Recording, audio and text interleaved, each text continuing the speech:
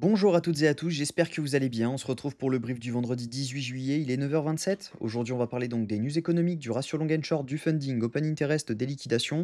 On regardera ce que font les whales en finissant par l'analyse technique de Bitcoin. Mais avant ça, on va regarder donc ce qui s'est passé hier. Hier, on a eu un mouvement donc haussier sur Bitcoin qui est plutôt intéressant puisqu'on est revenu chercher donc ce FVG H4, donc vraiment intéressant. C'est une zone dans laquelle on pourrait se retourner. Maintenant, il y a des choses qui nous attestent que ben voilà, c'est pas le top et que potentiellement on pourrait venir chercher un nouvel ATH prochainement, tout simplement du fait qu'on a validé un break of structure, on est actuellement dans un FVG de cette tendance. Je ne pense pas que ce soit un top, étant donné que ça ne ressemble pas à un top en tout cas.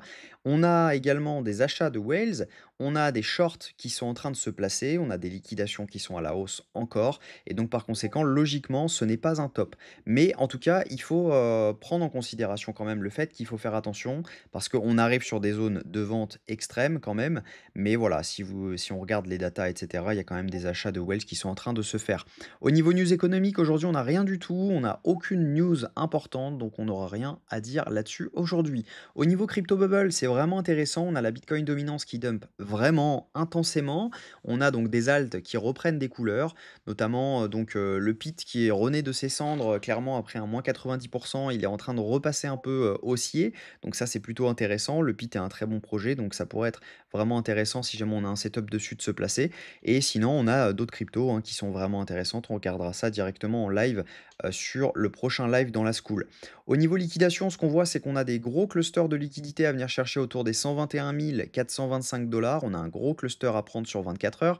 Par contre, on a beaucoup de liquidations à prendre jusqu'aux 116 930 dollars. Donc, si jamais on fait une mèche dans cette zone-ci, ça pourrait être vraiment intéressant de se placer pour, tout simplement viser un nouvel ATH. Sur 48 heures, ce qu'on voit, c'est que on a même chose, donc des liquidités à venir prendre autour des 117 211 dollars.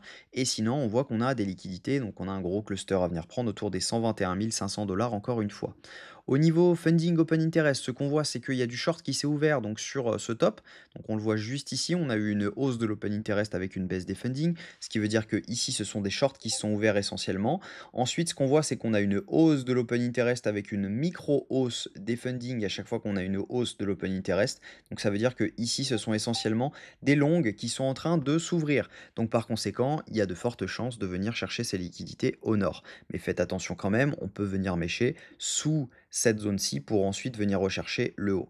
Au niveau des whales, les whales ont acheté fortement ce mouvement-ci, donc on voit une énorme zone d'achat juste ici, alors que voilà, le prix, lui, donc, a été bien stabilisé. Mais en tout cas, les whales, quand elles achètent comme ça, en général, elles sont précurseurs de mouvements à venir. Donc faites attention à ça. N'allez pas short complètement ici, parce que les whales savent des choses que nous ne savons pas. Et donc par conséquent, on pourrait très bien faire un mouvement agressif haussier ensuite, une fois qu'on a posé notre bottom en low time frame.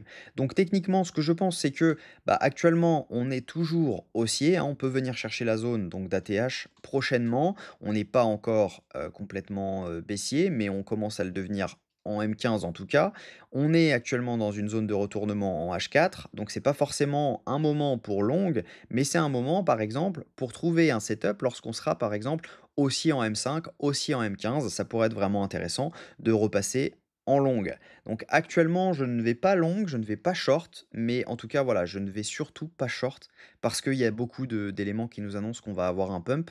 On a notamment également le dollar qui, pour moi, a posé son top potentiel. On voit qu'on a pris la liquidité juste ici, donc on pourrait potentiellement maintenant repartir à la baisse et donc par conséquent donner du souffle haussier à Bitcoin. Donc ça serait vraiment intéressant. Maintenant, si jamais on regarde en H1 et cetera, on n'est toujours pas haussier, on n'est toujours pas baissier, on est toujours haussier, On a validé donc un break of structure ici juste énorme en H4. Notre break of structure sinon est ici et sinon on n'a pas validé de changement de tendance, sauf ici, mais c'était un fake changement de tendance. Donc vraiment intéressant. En tout cas, voilà, il va falloir être attentif à la suite. Ce que je pense, c'est qu'on reste haussier et il ne faut simplement pas clôturer sous cette zone-ci, mais on peut très bien venir mèche sous cette zone pour derrière pouvoir ensuite repartir à la hausse, pardon. Donc voilà, j'espère que cette vidéo vous a plu. Si c'est le cas, je vous invite à vous abonner, à liker cette vidéo et à commenter ce que vous en pensez. On se retrouve demain à la même heure. Prenez soin de vous.